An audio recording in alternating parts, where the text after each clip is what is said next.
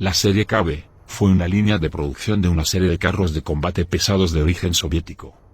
Fueron bautizados con el nombre del comisario de defensa y político Kliment Voroshilov. En el momento de la invasión de la Unión Soviética por parte de Alemania en la Segunda Guerra Mundial, los KB eran los carros de combate mejor protegidos de su época, pero solo constituían el 2% del total de las fuerzas acorazadas soviéticas el 22 de junio de 1941. Y su éxito inicial en detener y diezmar a las fuerzas Panza le valió el sobrenombre de Matanazis. Después de los pobres resultados obtenidos con el carro de combate pesado multitorreta T-35, los diseñadores soviéticos empezaron a buscar un nuevo diseño. El T-35 cumplía los requisitos supuestos para un tanque de ruptura de la década de 1920 con una gran capacidad de fuego, poca movilidad y poca protección. La Guerra Civil Española demostró la necesidad de dotar de mayor protección a los carros de combate, y esta fue la principal influencia de los diseñadores soviéticos antes del inicio de la Segunda Guerra Mundial. Se estudiaron varios diseños antes de iniciar un prototipo.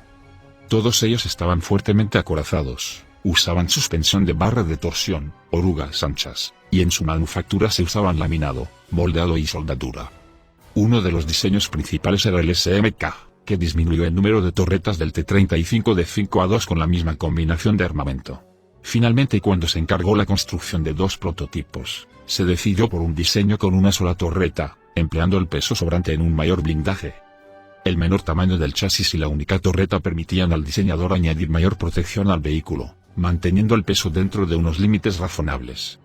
A pesar de todo y gracias a su inicial superioridad, el KB-1 fue uno de los pocos carros de combate soviéticos elegidos para continuar su producción después de la reorganización de la producción de carros soviética. Debido a la estandarización compartió el mismo motor, transmisión y cañón que el T-34. Fue construido en grandes cantidades y recibió frecuentes mejoras.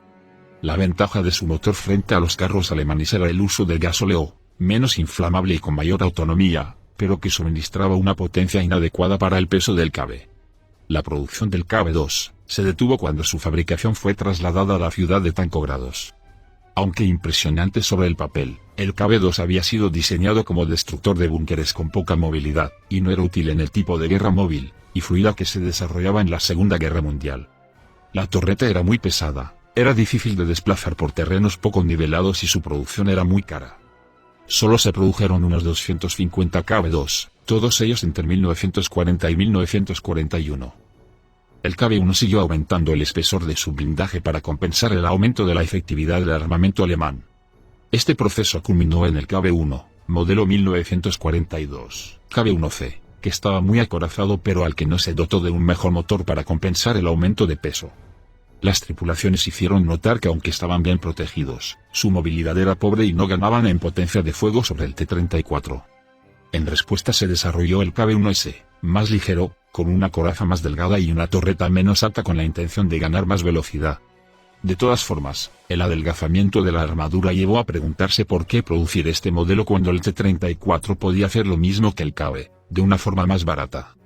A mediados de 1943 el programa de carros de combate pesados soviético estaba a punto de cancelarse. La aparición del Panzer alemán en el verano de 1943 convenció al Ejército Rojo de la necesidad de actualizar sus fuerzas acorazadas por primera vez desde 1941.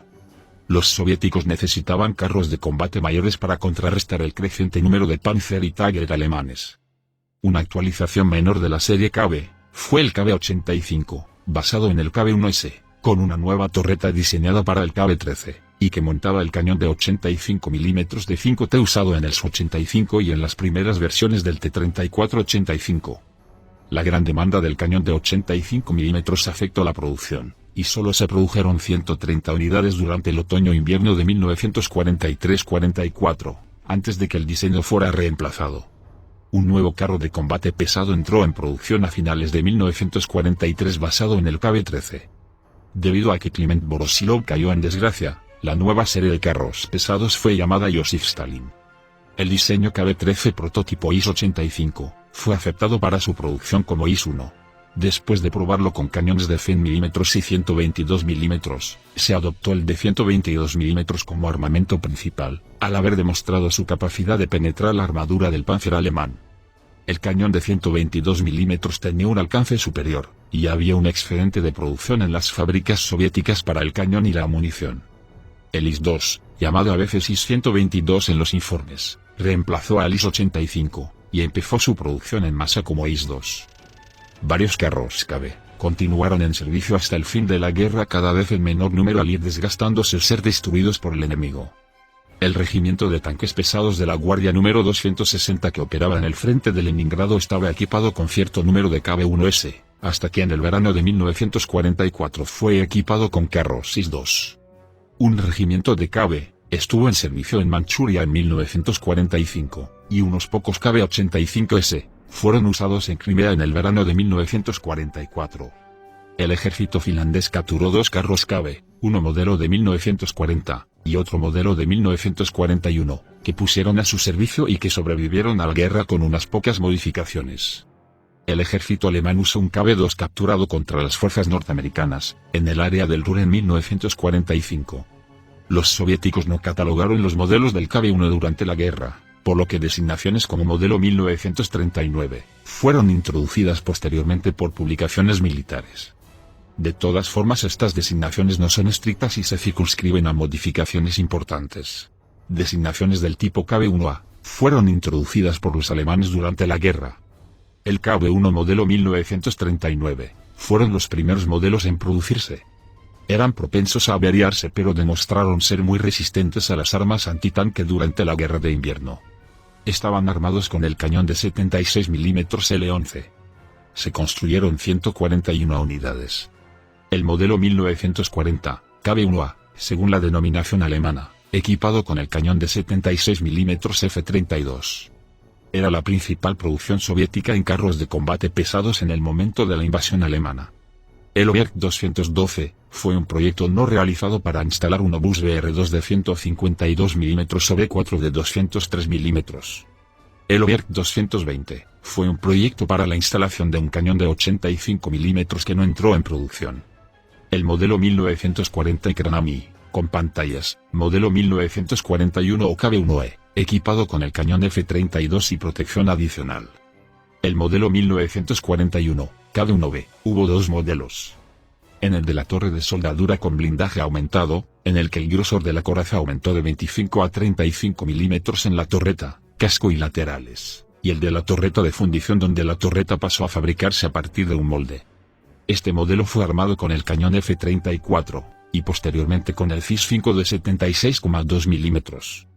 El modelo 1942, Kb-1C, con torreta más delgada hecha a partir de un molde o más gruesa pero soldada.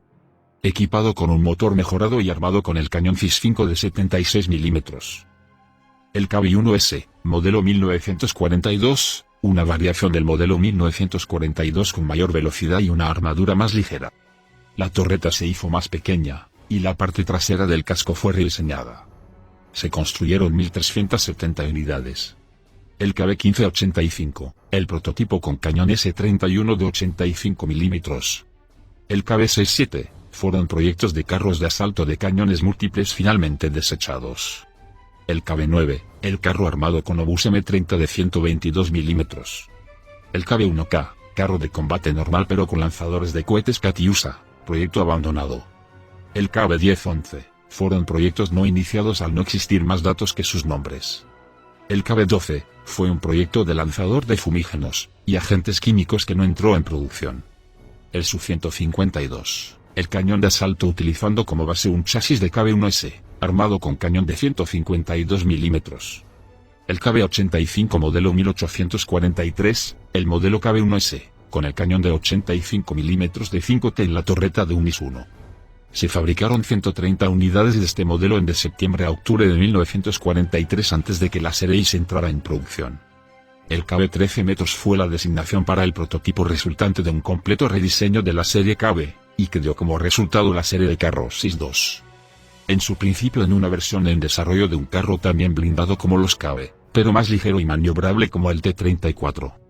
Al entrar los soviéticos en la Guerra de Invierno, los prototipos fueron enviados a ser probados en condiciones de combate.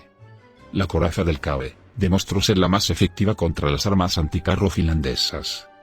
Rápidamente se envió el Kb a producción, tanto el modelo original armado con el cañón de 76,2 mm y conocido como tanque pesado Kb-1, como el armado con el obús de 152 milímetros, y conocido como tanque de artillería pesado KB-2. Al iniciarse la Operación Barbarroja, el Ejército Rojo estaba equipado con 508 KB. La mejor baza del KB-1 era su gran blindaje, tanto frontal como lateral, que le confería la resistencia necesaria para aguantar los proyectiles de 37 milímetros y 50 milímetros alemanes. Solo el cañón de 88 milímetros alemán o sus variantes como el 88 milímetros Flak 18 Selbstverlaufete o Zugriffwagen de 12 toneladas, eran capaces de ponerlo fuera de combate a distancias normales de lucha, pero estos cañones eran muy escasos en 1941. Durante el 23 y 24 de junio de 1941, un solo KB-2 fue capaz de inmovilizar el avance de la 6ª División Panzer, en la cabeza de puente del río Dubisa en Lituania, retrasando el avance sobre Leningrado. Los rusos denominaban a este tanque, el Matanazis. Durante el desarrollo de la batalla de Moscú, una división de carros de combate KB-1, en conjunto con algunos T-34 detuvo al segundo cuerpo panzer alemán al mando de Heinz Guderian en Fensk, cerca de Orel. Solo el socorro del segundo ejército salvó a las fuerzas de Guderian de ser totalmente destruidas. Las 45 toneladas del KB sobrepasaban el peso de la mayoría de los carros de combate de su época, y doblaba el peso del más pesado de los carros de combate alemanes.